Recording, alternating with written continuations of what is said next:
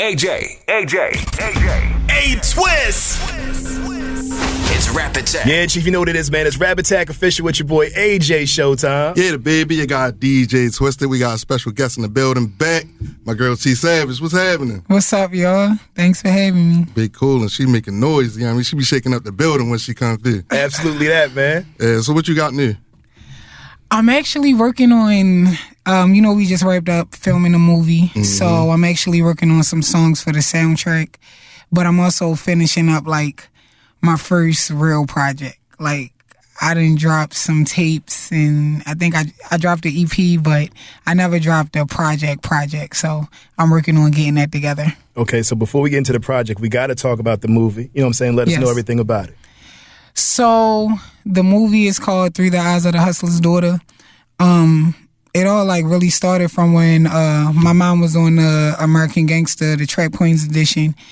And they just wanted to hear the story basically of through the eyes of one of the hustler's kids. So we end up sitting down talking about it. Instead of giving the story away, my mom wanted to start a production company, and I sat down and basically start writing for real.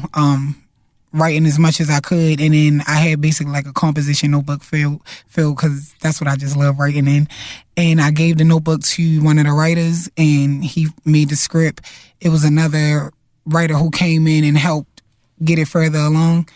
Next thing I knew, we was at casting, and we were scouting locations, and then we were shooting. I mean, of course, we got some big players in that movie as well. You know, tell us about that too. I missed my call though. You know what I'm saying? Oh my! I was supposed to be a CEO or something. You know what I'm saying? I could have been a He was like, "You gotta be a CEO." I was like, "Damn, I gotta be a cop." You know what I'm saying? You could have been an inmate too. Look, listen, it was a lot of stuff that you could have been. I don't know how you missed your call, but I'm gonna let you have it. I'm in part 2. That's all I'm saying. All right.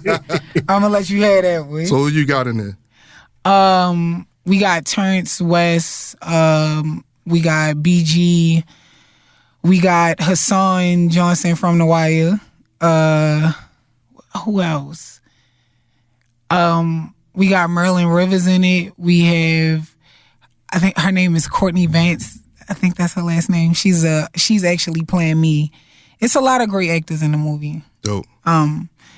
We actually really took our time with this and tried to make it different. I know people really associate me sometimes with a lot of hood shit, but hood stuff, sorry.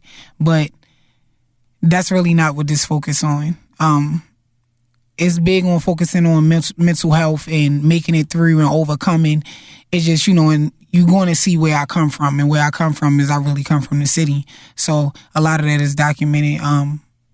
The relationship with me and my dad is really heavily documented. And that's why I'm really happy to have it come out, because, when you lose a parent, it's so hard. And when you go through loss, people be feeling it with you them first couple weeks, when they bringing over the chicken and the cakes and all that. But when that death close to you, it's when that's over for them and everybody go back to work and it's regular life for them, it ain't regular for you. And I just feel my father was such a good guy to so many people. And I know Baltimore is small, but he was really a good guy. So it's just I ain't never want his legacy to be over. I ain't want it to end. So to have a story where I could show I did have a hood father, but that was my Doug. That was one of the closest people to me. Just saying how far me and my mother came, just stuff that we went through. And it's a lot of parts in the movie, just stuff I never really talked about or opened up about.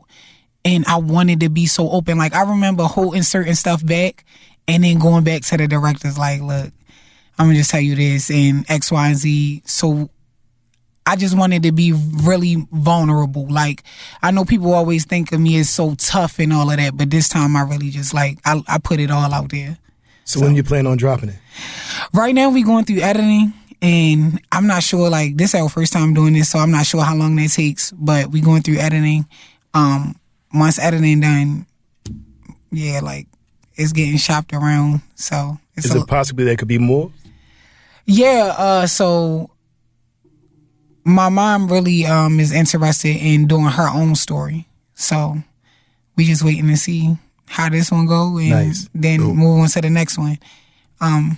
Making a movie was really interesting, especially just seeing how much hard work and how like the amount of creativity that goes into it. So I don't think that's the last one. Now, I know with movies sometimes, like, directors, producers be like, look, that doesn't sound like this, that doesn't sound like that. Was there ever any scenes where you stepped in and was like, to the actress, like, no, my mom wouldn't say this, or I wouldn't say this? So in some parts, I did say that, but I also understand about understanding your audience. So me and my dad, like, we were so close that some of the stuff that we might have talked about or said to each other, if they would turn to me and ask me, like, would he say this, and I would tell him what he would actually say or what my response would be, like, their mouths would drop a little bit, like, y'all talk like that? And I'm like, yes.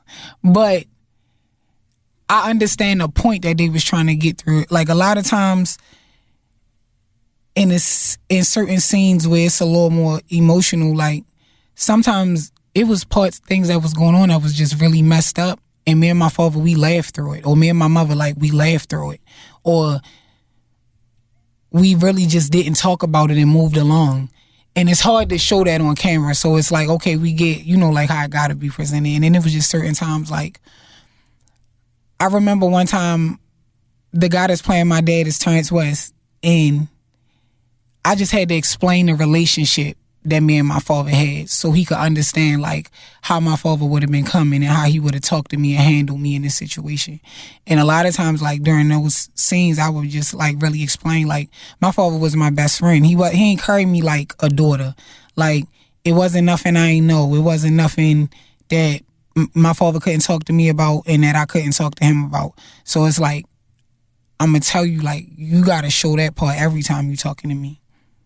Gotcha. And was the transition, like, difficult from, like, being in the booth, creating what you create, and then going to the screen and creating it? Yeah, because, well, in some parts it was the same, because it's like sometimes when I write certain songs and it's them songs with that pain in them, it's like I cry, like, when I'm in the studio, when I'm spitting it, like, I might have to get them to stop recording.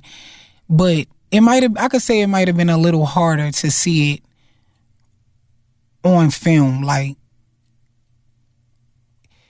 when you, like, go through life and you go through a lot of hard stuff, it's certain parts you be trying to bury just to keep, you try to bury it as deep as you can. So it's like, when I'm telling you, this was a point that I had to be very vulnerable, and I'm open enough to share this. So now not only do I gotta talk about it, but I gotta see it. I gotta see it in real time.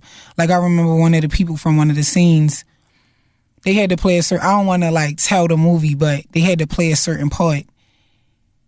And I saw them after they did the scene, and they was outside, and a look on their face, he just said, I'm so sorry. Like, I'm so sorry. Like, I wanted to be a part of this movie, but to play this role, I'm so sorry.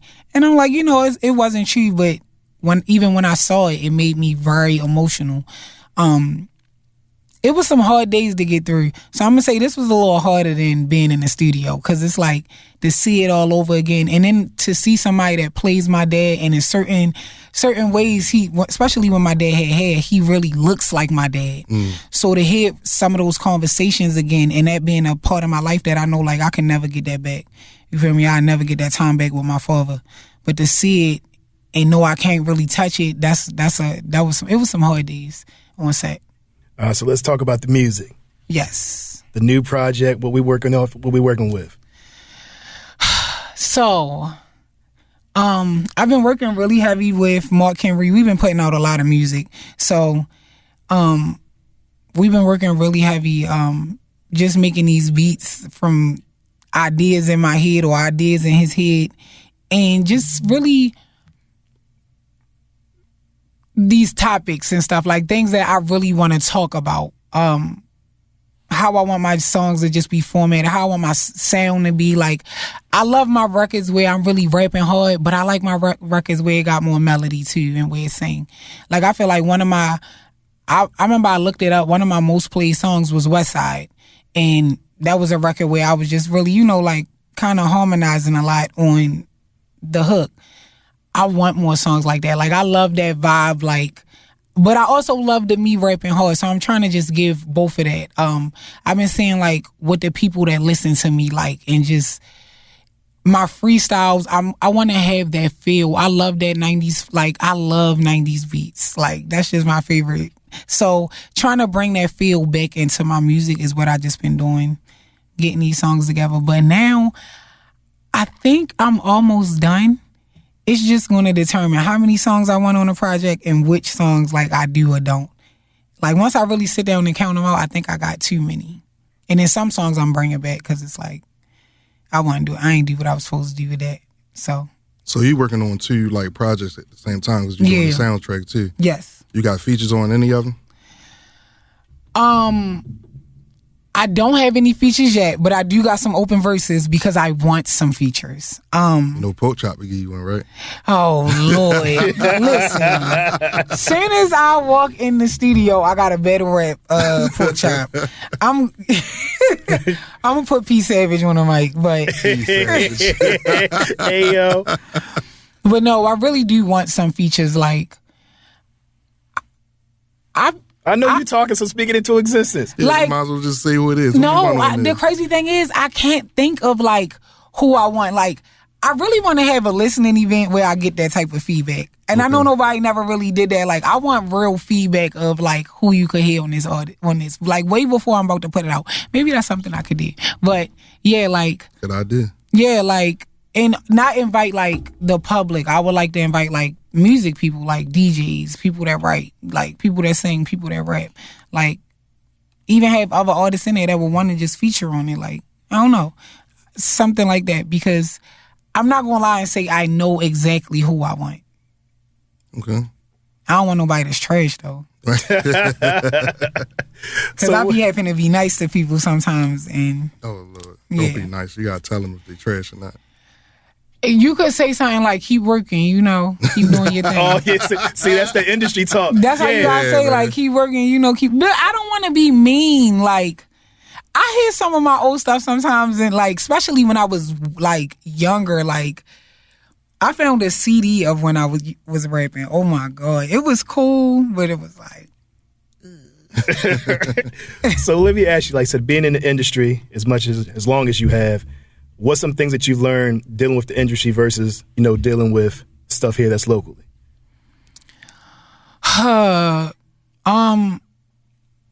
Stuff here that's, first off, stuff here that's locally is smaller than what you think. One thing about a lot of, and I'm not going to exclude myself at all, like me included. Sometimes some of the stuff in the city, like bother us or stuff that we focus on, is like that ain't even really a part of the game plan. Stuff that I deal with in the industry is just, the worst part of the industry game is people.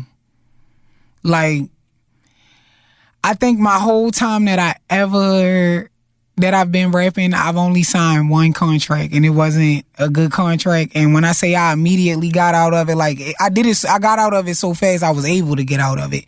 But yeah, like it's what you sign, and these people that you put your trust in, the team that you build around you is different.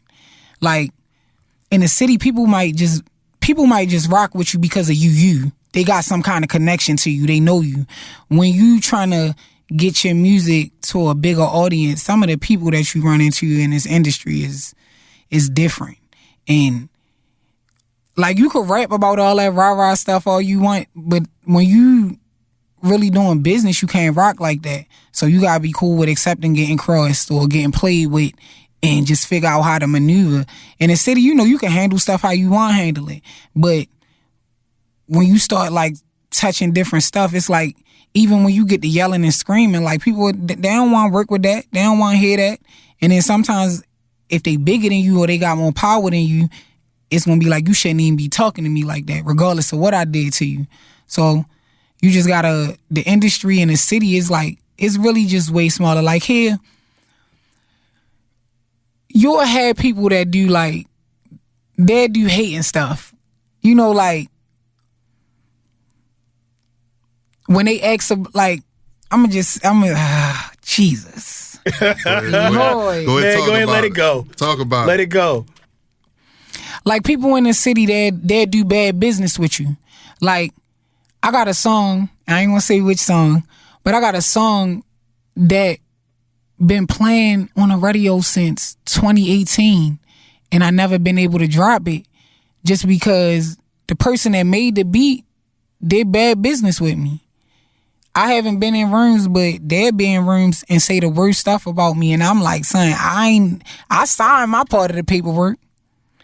You feel me? And you gotta let it go. Like, and then when people come to you with that information, it's like, I don't feel like explaining my case every time somebody come to me with that. So for real, it'd be like, all right, you can have that narrative, but then people have that idea about you, and you just, at the end of the day, you gotta be like, man, forget it and keep it moving. You feel me? So stuff in the city, it be small, but it be unexpected, and it's bad because it's like, yo, we all from the same city, so why it gotta be like this? Like, we ain't never gonna win if we do petty stuff to each other. Somebody from out of town come here, it's the royal red carpet. But when you like really from the city, you try to work with people, they do the pettiest way. So it's just like, like, even when it comes to like rapping, you know what I'm saying? Does the issue be like, I don't want to respond, or like, I feel like I gotta respond to certain things sometimes? Me responding and stuff. All right, so I done probably responded 2 times when things that happened to me, when it come to rap. Every time I ever responded, people that didn't know them found out who they was or went to their page. So I feel like I'm bringing you traffic, you feel me? And then when I'm in a conversation, somebody bringing you up or bringing up whatever would happen. So that really don't make no sense for me to keep responding. And not to brag about myself, but all hype and all clout aside, I really could rap. I don't want to keep being in a lane with certain stuff. Like, I ain't even like, Pork Chop had a live and Twitch jumped on the live, and he asked me about somebody that said something to me. And the person that said something to me, it was like, this the most motion I done seen you get was saying my name. So if I respond to you, I'm just bringing more people to you. And the worst part about it is the ones that the worst part about it is the ones that don't like you. You feel me? Like, mad ones, they gonna link up. So it's like, I'm not even responding to you, and it's trash. So it's like, I really gotta start looking like, do I respond? Am I this down bad to respond to this? It's like, I'm beefing with Gracie's Corner. I can't respond to everything. And then it's like, sometimes I gotta see myself as better than that, and let that put a battery in my back. Like, out of anybody, you said my name. And that go for any time anything ever happened with me. I don't start nothing with nobody. But if you start something with me, I'ma finish it. But it's just, it's all about that transition. Yeah, it's like, now I be looking at it like, thank you. Like, if you got, thank you. I know the type, if I was going around and I was bothering people, if I was being that kind of rapper, then cool. But the aura and the energy that I bring, it's like, oh, if you do that, all right, cool. I don't know. I don't want to be on that type of time no more. It's like, I really got a vision for the music and stuff that I'm trying to make. I don't really want nobody to, like, take me off of that. Now, if you keep poking me and one day I just feel like, oh, all right, I got you, then I got you. Like, I be telling people I changed a little bit. Just a little bit, but I'm still retarded. So, you know, like, don't keep doing it. Like, I definitely changed, but if you know, you know. I got you. Now, you always working, man. We seen you on Big Bank. We see you out of town all the time. You rapping. Got the movies popping. Yeah, I mean, I personally know you running businesses at the same time. What do you do to relax? Like, what's your wind down? I'm not gonna lie to you, right now, I really don't have time to relax because it's just like. But you need time for yourself, though. I do need time for myself, but it's just like, right now, I got so much stuff going on, and sometimes when you delegate certain tasks out to other people, you be like, it don't get done the way you want it to be done. You be mad about that, so then you like, yo, I might as well just do it myself. And then, y'all know I got a daughter. Mm-hmm. My daughter play basketball. She's really nice, and she in AAU. And I did not know that this take up so much of your life. Oh, it's going to do that. Yeah, yes, it's going to do that. You feel me? But I love her, and I love seeing her do something that she loved. Like, when she on the court, my girl don't play, and she get mad. Like, when I take her to the court, she be getting smart with me, and I be having to tell her, like, hold up, because I know how I fight. Don't play with me. But, like, to see her that happy about being in something, I'm cool with, like, missing the studio sometimes, not being able to shoot my videos. Like, I'm cool with it, because it's like my daughter more important than all that. That's a beautiful thing, man. Thank you. That's your piece right there. That's my girl. Like, that's my time to relax. Like, I love seeing her on the court. Like, and then she the littlest one on the team. And any of y'all listening, please tell y'all big daughters to get up off my baby, okay? She real short. And y'all be all over my baby, and I don't like that. But you want to come out the stands, get attacked? Listen, right? Especially when she cry, when I know she holding back her little tears. Oh my God! But I come out there with my little signs, shirts, whatever. Like, that's my girl, and I'm happy to see her doing that. So it's just like, I'm cool with right now not getting the rest. I know everything that I got lined up, and then I got her stuff included. I'm listen, cool with it. Good rest is priceless.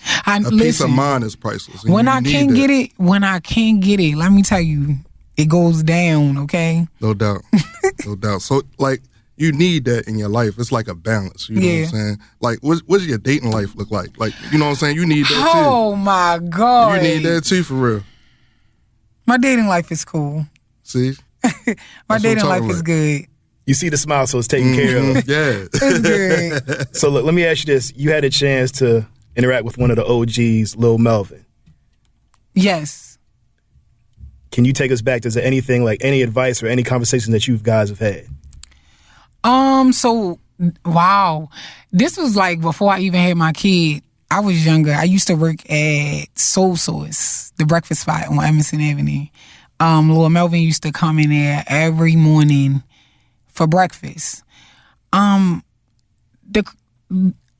one thing that we talked a lot about was just how the city used to be. You know that church that's across the street from the breakfast spot? I guess that used to be his club. What is it, the Underground or something like that? I wasn't born when the Underground was out. But he would tell me, like, just stories about just how the city used to look, how Pennsylvania Avenue was. At that time, I was still in school, and my major is politics and policy. So I had a lot of history courses. When I transferred to University of Baltimore, when we would do, if I had any like black history classes, I always did something like black that was from the city. Like, I always like found a way to do research on something in the city. And one of my projects was one of the black blocks in Baltimore, which is Pennsylvania Avenue. And he just told me like the history of it. He ended up knowing my grandfather. James, it's a block away from Shake and Bake. It's called the Royal Theater. Yeah. It's a bar. Mm-hmm. That used to be James Brown, like, his club. Like, it was really a theater. Him and my grandfather, they were friends. My grandfather used to manage it. And Lil Melvin was like, I was real young, but I remember when your grandfather died, they shut Pennsylvania Avenue for him and they wrote him through. And I was like, wow. And I read it in a paper because my grandmother saved the newspaper. So he would tell me just about just how the city was, how cheap prices was back then, like how we stuck together when stuff was going on back then. He talked to me about running the club, watching Emerson Avenue just crumble. Like, he told me, like, we talked about, like, just how the city used to be. So, yeah, he was cool. Like, he was really so nice. And he was, like, when I say he was black, he was really, like, black. And I'm not talking about, like, skin color. I'm just talking about, like, the stuff that he talked about. Like, I would never expect to get that from him. And when people would come in the breakfast spot, because he came real early. The breakfast spot used to open at 5. So he came real early. When people would see him in there and they would be so happy to see him, they wanted to talk about, like, hood shit. Hood stuff. He was way more than that. He was real cool too. No. And he was mean. But I like mean people. So yeah. He was like nice, but he would like that off switch. Yeah, yeah. So, of course, we know you work with BG. Who are some people on your bucket list nationally that you want to work with? Some people on my bucket list. So I actually just opened up for him but it took him a little minute to get to the show, so I end up leaving a little early. But I really like the baby. I like him a lot. I said this other person in a couple of like interviews I do, but his name is Bless. He from the West Coast. He a singer. I really like dope. Bless. Like, it's another girl. Her name Kamaya. She from Oakland. Yeah. Okay. I like Kamaya. I think she dope. Like, I think she hard. It's a. I think his name Montana 700 or something like that. I just like how aggressive he rap. Like, he rap like he yelling, and I like that. So I don't know. Like, I'm just, as far as like people that's like around, yeah. I don't know, but I'm actually open to working with anybody. Like, if you nice and you got a certain sound, like, I'm open to doing that. And people from the city,